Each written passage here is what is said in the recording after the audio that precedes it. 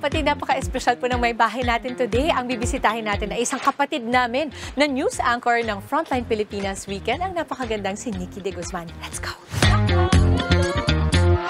Wow! Nikki, I love it! Dito muna tayo sa sala, magkikwentuhan tayo. It's so homey. And I feel na parang ang daming kwento at karakter ng bahay ninyo. Ang two-story house na ito ay pagmamay-ari ng lolo at lola ni Nikki. Kwento ni Nikki, halos 40 years old na ang ancestral house na ito at minsan ay hindi pa na-renovate.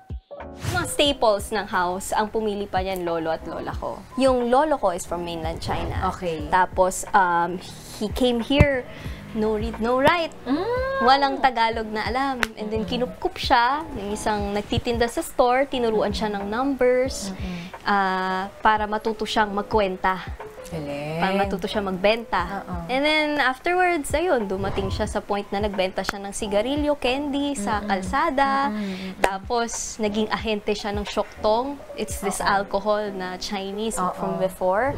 Hanggang sa, ayun, nakapagpundar siya enough to put up this house, buy this lot muna, and put up his house. As even if hindi siya nakapag-aral, he's the one na nag-design basically ng house. He loved the house so much. My lola is Filipina-Chinese, but she has always lived here. Dito na siya sa Pinas.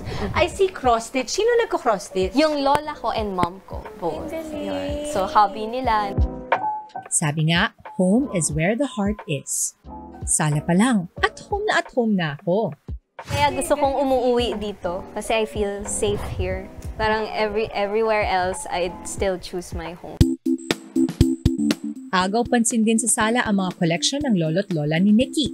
Some of them galing sa Binondo, some of them are from China pa. Meron ngang ballerinas, may angels, may whatever looks nice. Ako talaga sinasabi ko sa inyo, kahit gusto kong magpaimbita dito ng mga anak ko, palagay ko hindi magandang idea. Yun din ba yung inspiration mo? Bakit ka naging collector? Kasi I heard that you also collect things. Yes, I always think, kasi people ask me, saan ka nagsimula? Sabi ko, siguro I got it from my angkong and ama nga. That's kasi right. Bumibili sila ng ganito. And then, I was born to a dad na geek.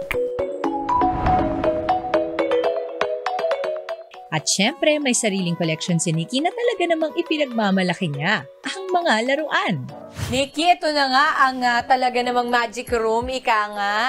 Nikki, anong pinakaunang toy mo ang binili mo sa My room first na to? toy kasi, Patingin ko, si Poison Ivy ba yan? Yes, it is Poison Ivy. I remember, Pwede ba hawakan? grade school lang ako niyan, and magkano lang yan? Siguro, what? 800? Ganun, mahal na yun nun, ah. Yes, actually, in terms of money noon, medyo mahal siya.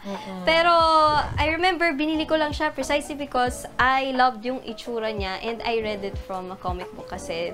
I'm super fortunate na ang dami kong friends na sinusupport yung aking pag-collect because marami dyan bigay lang din. Wow. For example, this one, Batman and the Bat Family by Q Master.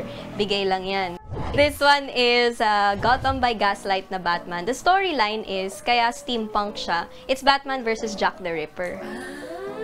So, yun yung design niya. Tapos, from a comic book din, binigay lang siya ng isang friend, isang studio who asked me to unbox. Tapos, pagkatapos ko i-unbox, they gave it to me. This is worth over 30K na, 35. Oh, you can wear this one. Sige. Wear Sige, ko. sige. Dahan-dahan ka, baka maglaho ka. Alam mo, pag nagka-teleserye ako, pag ginamit ko to pang sampal, palagay ko, patay kagad yung kalaban. Wag na nga.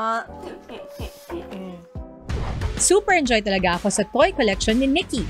Bukas kikilalanin natin ang pamilya ni Nikki at silipin ang kanyang favorite part ng kanilang may bahay.